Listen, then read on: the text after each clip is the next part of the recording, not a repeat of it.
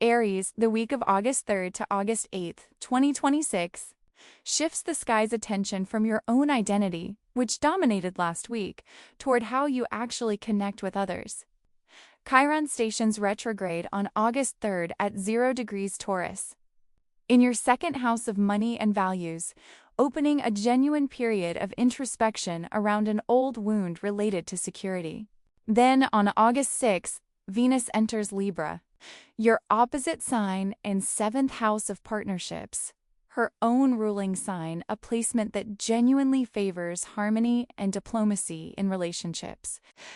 The same day, the Sun forms a supportive trine to Saturn, still retrograde in your own sign.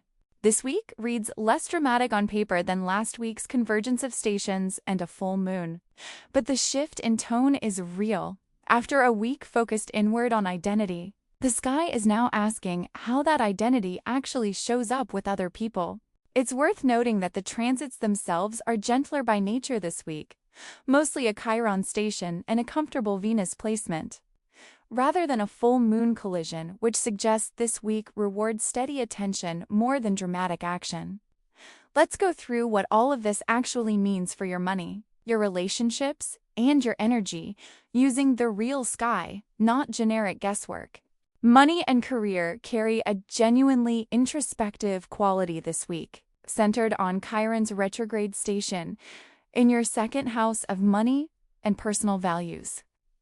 Chiron represents a wound that never fully closes, but can be worked with consciously, and its retrograde motion, starting exactly on August 3rd, asks you to look honestly at where your sense of financial security got dented at some point, and how that old dent still shapes decisions you make today. This isn't abstract. Notice this week whether a spending choice, a hesitation to ask for more, or a nagging financial anxiety traces back to something older than the current situation actually warrants, rather than to the facts of your present circumstances alone. Chiron in Taurus specifically touches on the most basic layer of security, not ambition or growth, but the simpler question of whether you actually feel safe with what you have, and this retrograde period, lasting until January, gives you months rather than days to work with it properly. So there's no need to rush toward a tidy conclusion this week alone. Mars in Gemini, meanwhile, continues to sit in your third house of communication, giving you decisive energy for practical, local matters, a phone call, an email, a conversation with a neighbor or colleague that needs a direct approach rather than more deliberation, especially anything that's been sitting unanswered simply because it felt easier to postpone. Since the moon moves through Taurus at some point this week on its way toward Gemini, don't be surprised if a passing day brings the Chiron theme into sharper, more emotional focus than the rest of the week. Use that moment for reflection rather than a big financial decision, since the emotional charge is likely to be stronger than your usual clear-headed read on a number.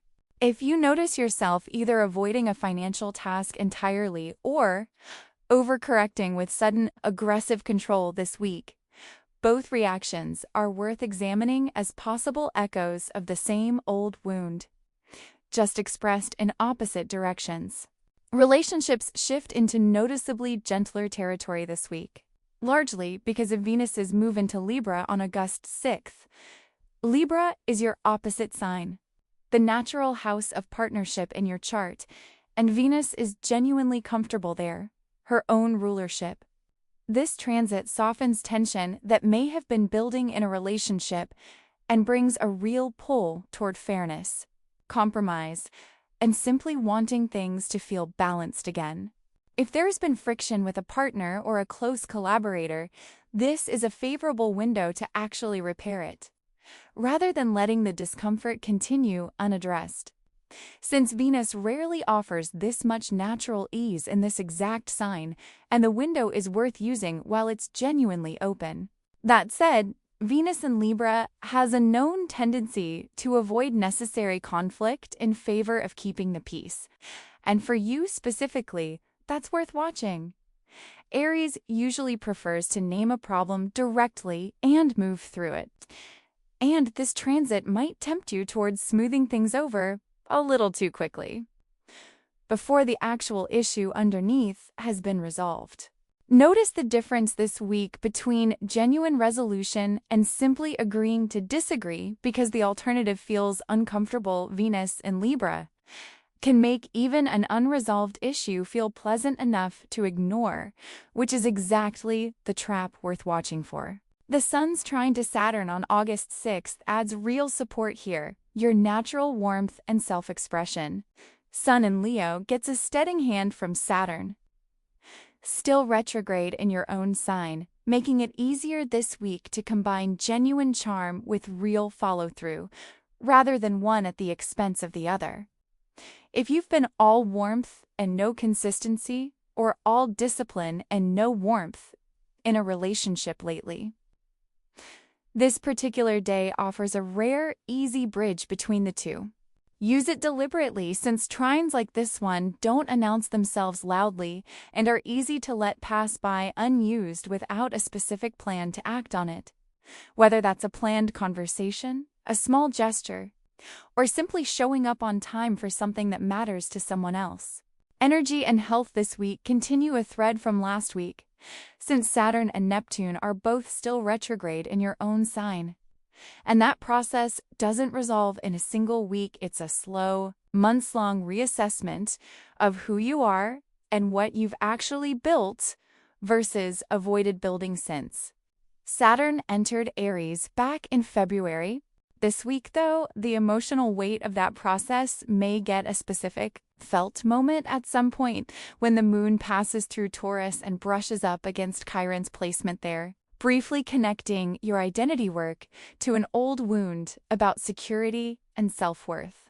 If something unexpectedly emotional comes up this week that seems disproportionate to whatever triggered it, consider that it may be older materials surfacing through the current moment rather than something entirely new. A comment about money, a small rejection, or a moment of feeling unseen might sting more than the situation alone would explain. That extra sting is information, not an overreaction, and treating it that way rather than brushing it off or spiraling into it is genuinely the more useful response available to you this particular week. Physically, the Sun-Saturn trine on August 6th offers a genuinely good window for disciplined, structured effort, a workout routine, a health habit, or simply following through on something you've been meaning to commit to. Since Saturn's steadying influence and the Sun's vitality are cooperating rather than competing this particular day, use this specific window to start something you want to actually stick with, rather than another burst of enthusiasm that fades within a week.